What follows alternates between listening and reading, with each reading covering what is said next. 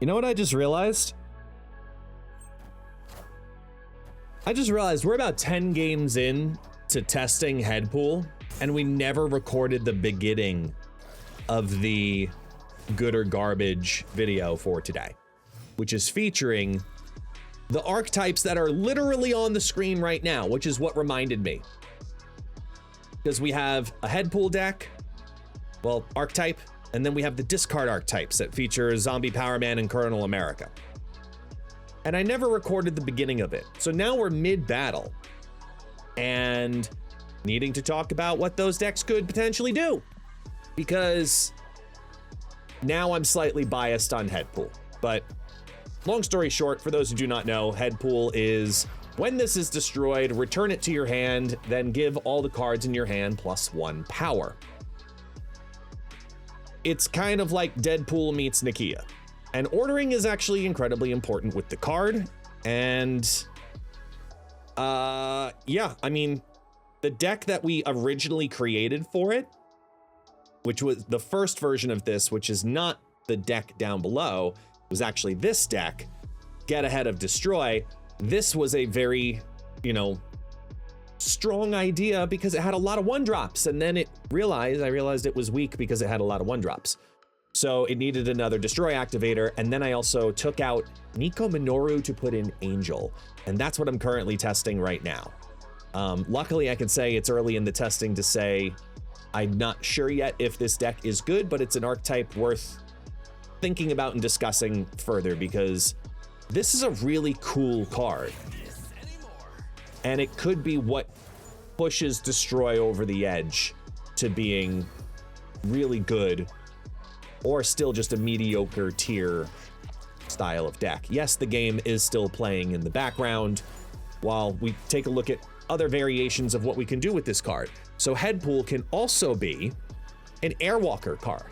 I took Destroy back to that other archetype idea where it's a lot of 1-drops, but these ones convert into reasons that you want ones on the board because you want to bring them back with Morgan Le Fay. You want to play the Airwalker, you want to destroy the Airwalker, and then you want to bring all of those ones back onto the board once again. I think that this for Headpool could be very good because the deck does suffer from being weak. It's the one thing about this deck that I typically have not liked in the past. It's a deck that suffers repeatedly because it just isn't strong enough. So maybe all of those +1s from a 1-cost card could be something worthwhile. Same thing with Dormammu. I think Dormammu just feels like a pretty organic feel because it has a lot of cards that want to get beefed up. And the more you beef it up with a Headpool and then destroy it and then add its power to the Dormammu, especially in the beginning, I mean, it's got to be good, right? Like Dormammu has to be good with Headpool. Fingers crossed. Maybe it's not this list, but maybe it'll be another list. I don't know. But on the other end of the world, then there's discard, which is Knull America. Ongoing, your other cards here have +1 power for each turn you've discarded a card. Again, same thing. I can't see this card being bad for ongoing decks. So I have 3 different variations for discard decks. I have 3 different variations of discard decks that want to discard as often as possible. Hela being one of them. This is a riskier version of Hela, but I really still like it nevertheless because Black Cat can discard itself on turn 1 or any turn that it pops out to, so there's no worries there. And this could be as high, keyword, as high as a 321, which is just stupid amounts of power in a lane. So I think Knull America is going to be a standard staple card, keyword staple card for discard moving forward, but I'm not sure which archetype it's going to be best in because then you've got Khonshu and Bullseye builds that just want you to discard a bunch of crap from your hand repeatedly. Swarms, Scorns, Khonshus, they all reappear into the hand, or even the Proxima Midnight, which just ends up on the board all by itself. I think there's a lot of cards that want to be repeatedly discarded here. This just is a clog card, and the only thing you're really doing by adding Knull America to the board is you're wanting to clog your own board earlier with this. You're wanting to get your swarms actually down rather than just play them for the Collector Morbius synergy. It gives you another play line on what this deck is already incredibly good at, which is ramping a bunch of power. So you can go with the traditional line that just, you know, has Morbius and Collector go absolutely crazy. But if you just end up having a little discard here and there and here and there, Colonel America can at least benefit it that way too. And then you start getting into the world of Zombie Power Man in this, which is, I think, a pretty damn good card in and of itself, but again, not perfect for every discard archetype, because some are targeted discards and some are just discard every frickin' thing you have.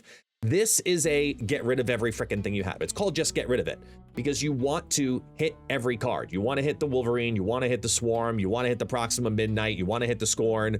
And even if you hit the other things, that's fine. You use the Redshift to hit whatever. You get another card just to get rid of. It's fine. You hit the Meek. Oh no, it's a Meek. You'll get over it. You know, there's a lot of good things in this, because winning a lane here should be pretty easy between Zombie Power Man and Morbius in one lane together, or Zombie Power Man and Colonel America in a lane together, because they just keep feeding each other. Think about it. Every turn you discard a card, if he ends up discarding a card, the whole lane goes up just between those two cards. It goes up another power. Yet alone, if there's multiple cards, it goes up another 2 power, etc., etc., etc. They literally snowball off of each other.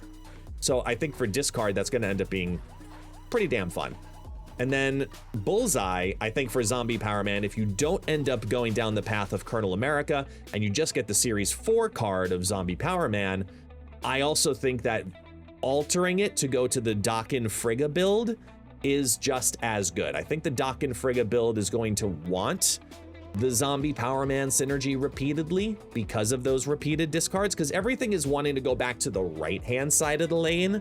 So Zombie Power Man discarding from the left is just getting rid of trash and freeing hand space, or helping to reinforce what the deck is already going to want to organically do.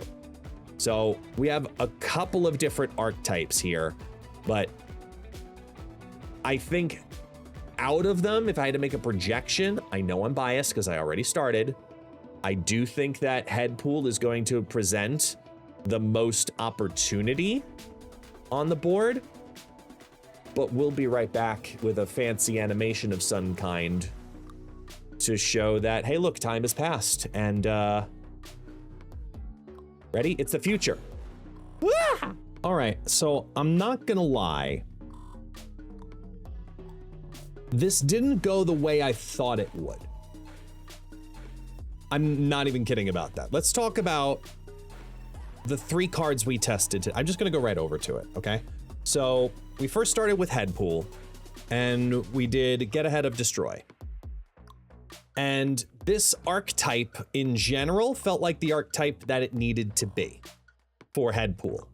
But I immediately knew that 6/1 costs felt bad. So we tweaked the deck and ended up doing much better with it when we dropped Agony for Angel. And then we also took out Nico for Deathlock. It felt much more consistent. You can make an argument that Deadpool doesn't even need to be in the deck because Headpool's there instead too. You can make that argument to put Nico as one of the two. But I will say Angel ended up being actually quite nice with the Moira lists, because if you draw Angel in hand and you Moira it, it just keeps getting free cards onto the board. That felt incredibly valuable. In addition, I just felt that having the ability to thin the deck to get to the top end more consistently was actually quite nice. So I do think that there is a better, you know, a slightly adjusted version of this, like some one card. I don't think it's Angel. I actually think Angel is actually very valuable in this. I'm going to be trying this deck without Deadpool and see how it feels again. Take out Deadpool, put in Nico. But in general, for the Headpool decks, I think it felt pretty darn good. The Morgan Le Fay stuff was cheeky, but Morgan Le Fay just is not strong enough. As a 4/7 that gives +3 to the cards that come back to your hand, it just never felt like a card engine that I could get truly running. Unlike Dormammu, which felt very good, and I did not run an optimal list. This deck, absolutely, I want to get rid of Deadpool 100%. I'm looking at something else also. I don't know what else to get rid of, though. It might be Deathlock, to put in something like Bob, for example. Like just a solid destroyable early 1/4, 1/5, like Martyr, Squirrels, stuff along those lines, right? That I feel is going to be pretty good because this felt good. Okay, it's only a 10-game set. But the pattern of how Dormammu worked with Headpool and getting the destroy difference there definitely felt like there's something in those two lines. So I'm gonna say that Headpool, its best home definitely was classic destroy, but there is going to be a very competitive Dormammu list somewhere out there with Headpool. I was pleasantly surprised with how well that ability made a difference. You know, the fact that your death could be a 0-14 versus a 0-12, it actually makes a very large difference for that card. And then, of course, if Dormammu's in hand, he's gaining extra bonuses as well. And yeah, it just felt really, really good. As for the discard side, that's where things start getting a little bit more interesting. So we tried some decks that had just Kernel America. We had some decks that had both Kernel America and Zombie Power Man. And then we tried a Dokken list with just Zombie Power Man. But then there's also the Khonshu list. And I'm going to be very clear here about this. The Khonshu list probably had the highest potential. It's still the most consistent engine for what discard wants to do because of that big piece that comes out. The deck that ran just Zombie Power Man as a discard mechanic with Dokken and Frigga, this shell, it did not feel like it was making a meaningful difference at all. It just kind of felt like it was there, and this could be something better or just straight up different. The Hela list with Kernel America, that actually did better than I thought it was going to do. But I know I want to switch out the Infinite for Scar. I want to switch out Infinite for Scar because I want to have more consistency with Lady Sif. And I lost 2 or 3 50/50s on Hela Infinite in hand, and then it would hit the Hela. I'd rather this be a 7-cost card if I don't have Death in hand. That makes her a much more stable play, and I think that helps the deck tremendously. So in the Hela list, yes, it had positive cubes, but only a 38% win rate. It's interesting. It's a possible thing, but it's interesting. And again, I lost a bunch of 50/50s. I retreated several times because I hit the Hela instead of the Infinite. There's only one revive mechanic in this, so tweaking this shell, I think, is definitely a way to go. I think that there's a Ghost Rider variation of Hela that does very well with Kernel America because Black Cat automatically discarding itself on 1, maybe taking something out for Adam Warlock, putting in like the first Ghost Rider in here would be pretty solid too. I think there's a couple of different things that would be really good here, like a couple of them. We just have to tweak our way through figuring out exactly what that is. The American discard list, again, Khonshu list definitely felt like this was probably the best deck of the day, by a mile. It really did. It just felt incredibly consistent.